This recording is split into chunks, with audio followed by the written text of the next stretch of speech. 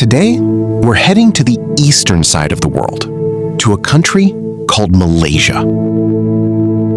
On January 1st, 1956, a girl was born in the city of Kangar, Malaysia. She was named Noor Masna binti Ismail. However, the world came to know her as Mona Fandey.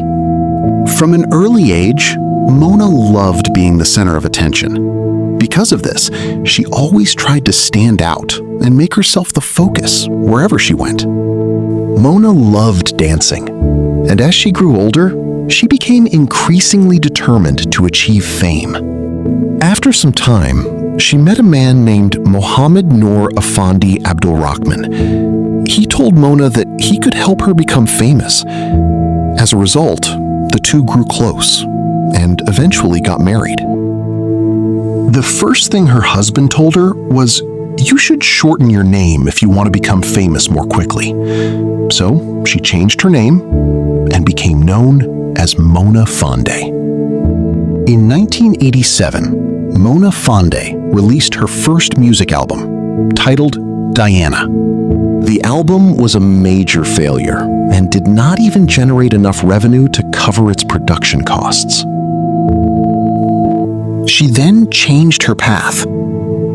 In the 1990s, she and her husband began claiming that they were practitioners of magic.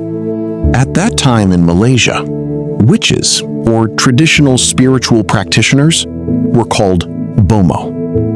Bomos were usually elderly men, and they had followers who believed that everything they said was true.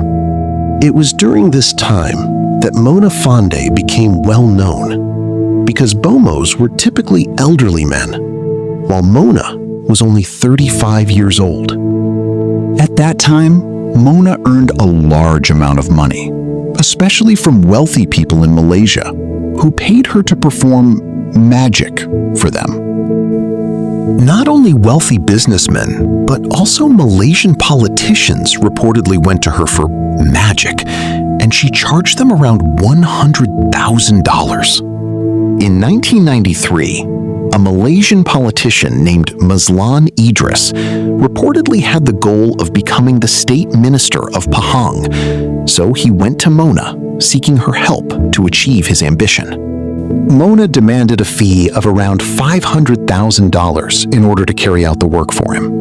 Mazlan did not have such an amount of money, so he suggested paying half of it and transferring a property to Mona for the rest. Mona accepted the offer. On June 2nd, 1993, Mazlan withdrew a large sum of money from the bank, after which he disappeared. At the same time, Mona bought a brand new Mercedes-Benz and the latest mobile phone of the day, while her son also purchased a large amount of jewelry. Even more strangely, all of these purchases were paid for in cash. A few days later, she went to a cosmetic clinic and underwent plastic surgery, paying a large sum of money for the procedure. Sometime later, her husband's secretary was arrested for heavy drug use and began speaking to the police, as he was not in a normal state of mind. He was so heavily under the influence of drugs that he told the police that Mazlan had been murdered, and he even showed them the location where he was buried. On August 2nd, 1993, the police entered Mona Fandey's mansion and arrested her and her husband. The investigation did not take long before the court determined their guilt, and the maximum penalty was imposed on all three of them. Thank you for watching this episode of Historic Play.